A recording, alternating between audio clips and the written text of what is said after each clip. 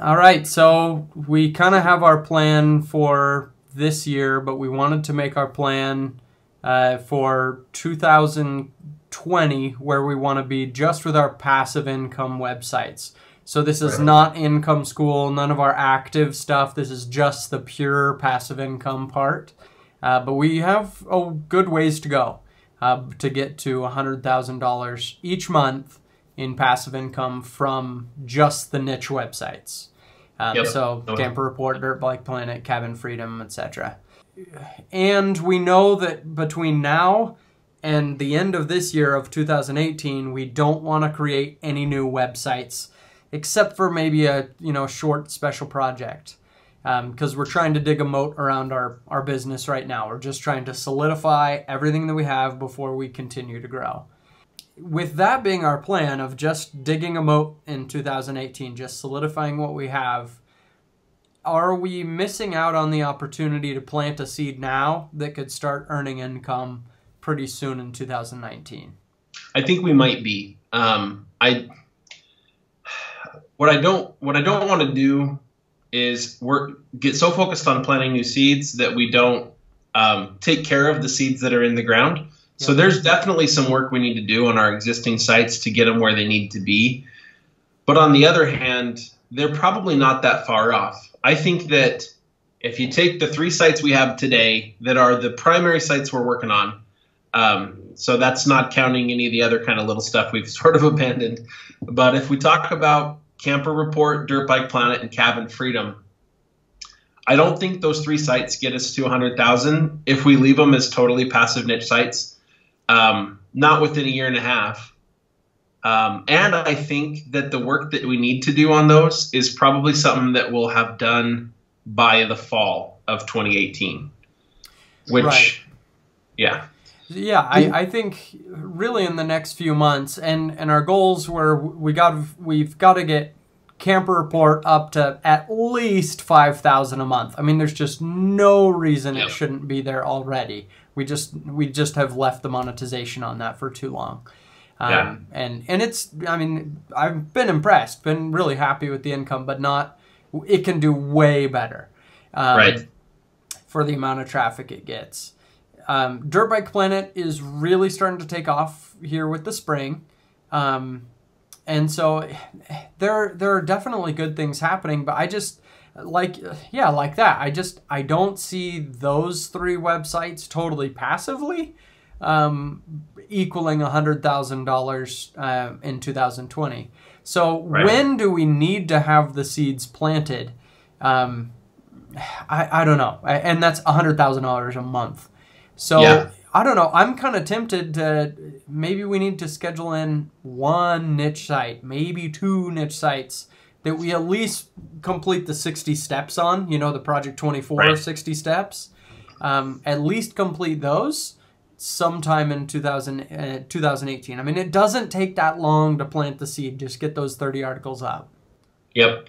I agree. So, and I think that as we do that, we're going to want to be strategic about what niches we choose. So Camper Report and Dirt Bike Planet especially are really, really seasonal. Dirt Bikes has an even shorter season, I think, than campers. We didn't see this last winter. We didn't see necessarily a huge dip in traffic, but we saw a huge dip in buying. Yes. So our affiliate income drops off substantially. I think our advertisement income will drop a little bit, but not a lot, which is good. That helps reduce the seasonality.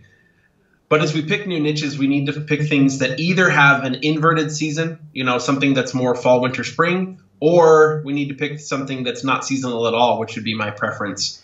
Yeah, and I would go for not seasonal at all as well. But the one thing we do kind of have going for us is those are all 3 outdoors websites. Yes. And that's a liability because outdoors is mostly a summer thing, except that, we've mentioned before, what if we create 1 YouTube channel for all 3 of those websites and call it, Adventure Man or whatever we had talked about. We create 1 YouTube channel because then we can grow up that subscriber base and push any website we create in the outdoors. If we abandon that, then we lose that really nice benefit of being able to promote any new website from that established YouTube channel. I mean, established. It's not established now. We don't have it. It's not. It doesn't exist yet. But Camper Report has 7,000 subscribers on it on the YouTube, which isn't huge, but it's something. And so it's a good start. Yeah. Yeah, and so if we just change the name of it and stuff, I don't know, it could be pretty cool. I like that idea. I like the idea of sticking with the outdoor space. So what we'll want to do then is find a niche or two, like you said, that are outdoors, but that are either less seasonal or have an inverted season. With outdoors, it's hard to not have any seasonality because things are either a winter sport or a summer sport, you know. What about like hiking? So hiking's good. You do see a drop-off, I think, in the winter, but not as much because you can hike even when it's cold. Whereas you're not going to do you're not going to pull a trailer if there's a chance of some snow, but you can still hike. You know what I mean? You're not going to go dirt biking if there's ice on the ground, but you can still go hiking. So I think it's got a much longer season. Some people do hike in the winter, and we could create content that also targets those topics really well.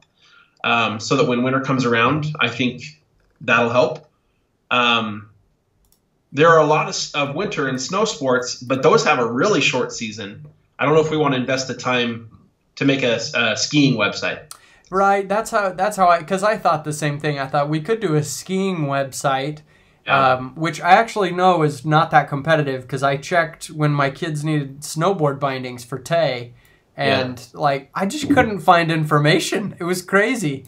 But again, like, I think we would kind of just be overcorrecting there, like trying so hard to normalize our revenue throughout the year that we pick a niche that's just really short, and that's dumb. We should just plan that it's going to go down a little bit in the winter. Exactly. The problem, for sure. The problem with doing the inverse seasonality is, maybe we stabilize our revenue, but we've now had to create 2 websites, do the work of 2 full websites to earn the income of one good website that has no seasonality. Yeah. You see what I'm saying? That's what it would take is 2 good websites essentially to equal 1, or 2 seasonal websites to equal 1 non-seasonal website. So I don't know. Maybe we think about that. And maybe we don't need to pick the niche today, but I think that's going to be an important part of our strategy to get to $100,000 a month in passive website income. Yeah, so, and you're right. We probably don't need to get into the details of the niche, but I've got to just say, we've always talked about an archery website. Yeah. We've been doing archery forever. And archery can totally be year-round. A lot of people do a lot of indoor archery year-round. Boating is another one. I've been looking at boats on Craigslist again. But that one is a very short season. So it is. I don't know about that one. It's got to be. But people spend money on their boats. Oh yeah, except huge money. That's the old style of thinking, though. That's thinking about how to thinking that we're going to monetize it with Amazon, and now we're seeing ads being a better earner than Amazon is. So right. So that's we need to be thinking more about the traffic. Yeah. Okay. I mean, do we pick a niche that is just going to get loads and loads and loads of traffic because it's high interest and fairly low competition? Okay, yes, you're right. We've talked about this before. This would be outside of our outdoors thing. But what about like we make a website on just how much does stuff weigh? Or net worth of celebrities. Those are 2 different websites we've talked about before. We've never built anything like that before. Usually we pick topics, pick a hobby kind of thing for our websites. But those could be interesting. The problem that I have is with both, Google's going to give you a snippet. You search Dave Ramsey's net worth and it gives you a snippet. And it says, he's worth whatever. It's the article, yeah. But do you think people would still click in? Because I don't know. I searched that at one point, Dave Ramsey's net worth, and the answer ad was just silly. It was just so far off. And so as I listen to the show, and I don't listen like every week, but as I do listen to the show, I've just taken notes at little hints he's dropped. Yeah. And like I don't know. I've just kept notes on it because I thought, that could be a sweet website.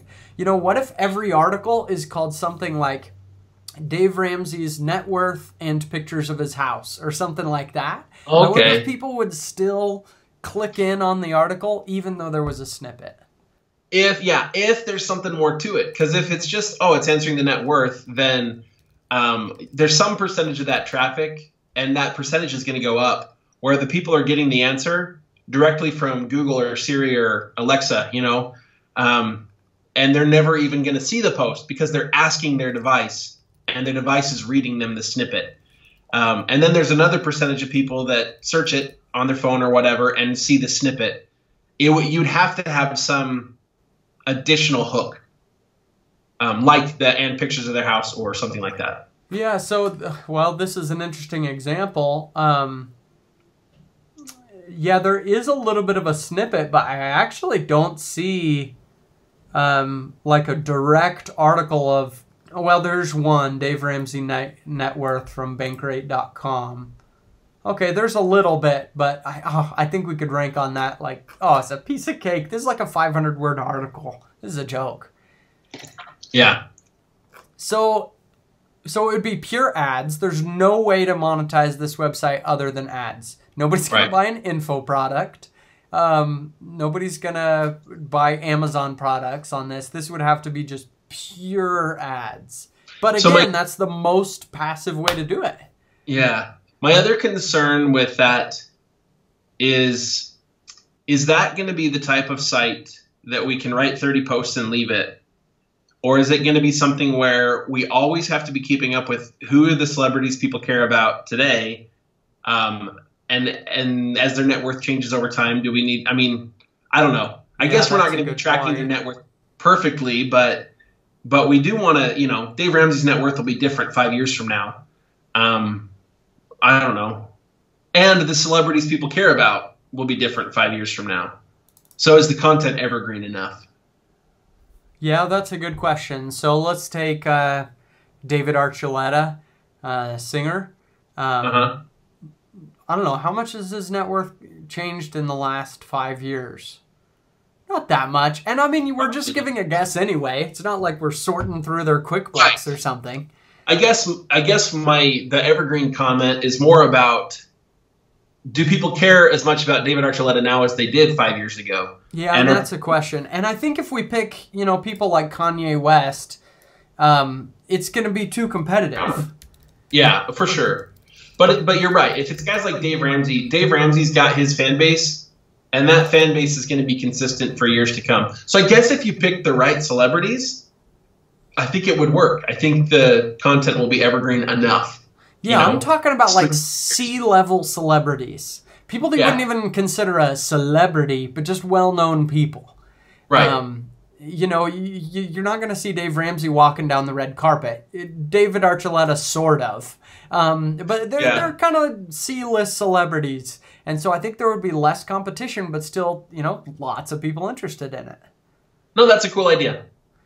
Okay. I think we've kind of vetted that pretty well. I think we could make that work. Okay, so, and then the other thing is, if we're talking about pure ads, this website is going to make nickels until it gets to serious traffic, until we can get premium ads around 100,000 page views a month.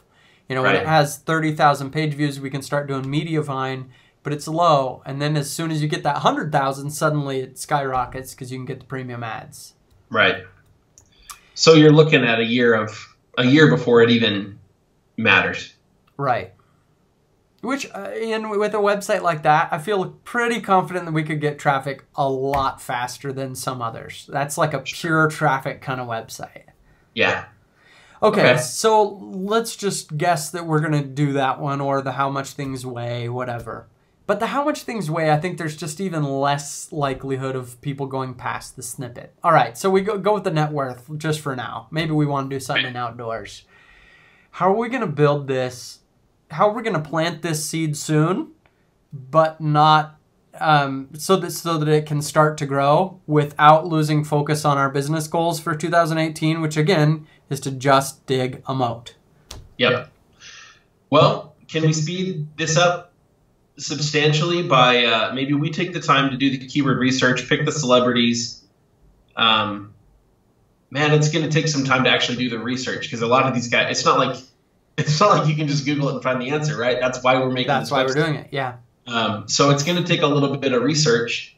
But if we're talking about doing 30, 50 of these celebrities, do we just? I don't know. You can hire freelance writers. We could I bet we could get lists from like paparazzi photographers and stuff. We'll have lists of where celebrities live and stuff. We could. Oh yeah. I'm not exactly sure how to find it, but we can find it. I know like IMDb Pro, you can find that kind of information on there, like get addresses and stuff. Okay. So what if we made our list of celebrities? We could get to some kind of service like that, and then use like Zillow to at least get their Z estimate for what the house is worth, at least that they live in, so that we have at least some data that's not just a total guess. Right. Okay. All right. So how are we going to do it? How can we plant this seed without getting distracted? Well, that's what I'm thinking is if we can make the list, we do the keyword research, figure out which celebrities are going to be the best for us to target writing about. We'll make it clear. Put them on, target them for our hit list. For our article writing hit list. Man, we're going to get flagged if we ever put this video out somewhere. But if we do the keyword research, that's going to take a little bit of time, but we're talking a couple of days maybe, right, between the two of us.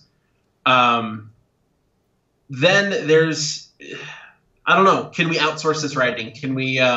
Oh, yeah. I don't like using the writing services so much. The ones where you just say, I want these 50 articles, and then a month later you get your 50 articles. I don't know. I don't love that those as much.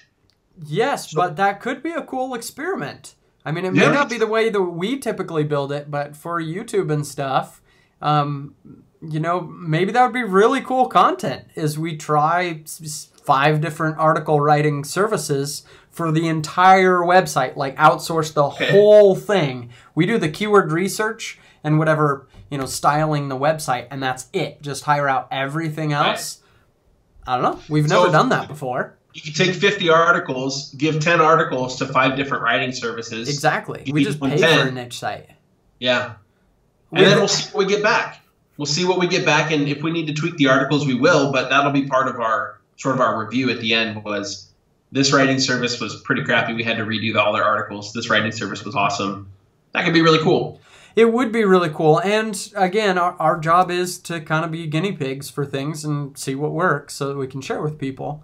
So that could be cool. The other one that we've talked about before is what if we just get a group of 10 college students and put them in a room on a Saturday. We rent out like a hotel conference room, and we just start 8 a.m. to 8 p.m. with them, and we just make a whole niche site in 24 hours. Yeah. That could be really, really cool. We have to do that with something. And this could be the topic that works. So I don't know. Maybe we build 2 of these types of websites. Maybe we do the how much things weigh or something else completely. I like it, actually. We could do it both ways, and then because we need to kind of know how that's going to work. If we should have a team of local writers, which we've talked about. We've talked about renting office space and have like full-time employees that are just writers. Yeah. And building that to a huge team of just mass producing niche sites, because then we could control how things are written. Or we find an article writing service that could handle this for us. So that would kind of be a little litmus test and kind of just see if any of the article writing services can give us what we know works. Yeah. Okay. So that's an idea for either 2 sites or one big site. I don't know. One site that's got half the articles written by them, half the articles written by a local team. That's a better idea. I like that idea better. Just do one website with both, because then it makes that, if we did the net worth website, it would make a lot more. It would help us to get to that 100,000 page views much faster, obviously. Right, having a lot of content. And if we did okay, it hovered around 40,000 page views and plateaued, then we don't really reach our goal at all. We've got to get to over 100,000 page views. Otherwise, it's just not even worth bothering. Exactly. Okay. I like that. We should. That's a good idea for that one. I still think, though, that, and maybe it's maybe we wait. Maybe it's more like this fall. Maybe we pick another hobby one that you and I can work on. But what about our existing sites? What do we need to do to get them where they need to be? Well, the things you've done on Camper Report are definitely helpful. I mean, getting that team of writers there, Camper Report is just kicking butt. It's doing awesome. Dirt Bike Planet is doing really well. I've been surprised that there wasn't more of a ramp now that it's the spring. It seemed to, I mean, it has gone up, but not as much of a shot up as I would have guessed there would be. Right. But I think we need 35 articles on there, maybe even just 30 articles, depends if we hit a winner or not, to get us to that 100,000 page views. We're already more than halfway there. We just got to get that last little bit, and then I think that's a $5,000 a month website too. Okay. Yeah, and then Cabin Freedom is just kind of still in early stages. Yeah, still new. I started that one last fall. I got to 50 articles in December.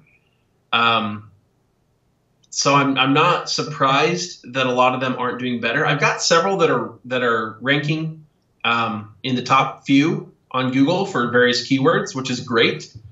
It may just be that the search volumes for those are not super high. But let's see. It's doing fine for its age. We've kind of talked about what we need to do with this one.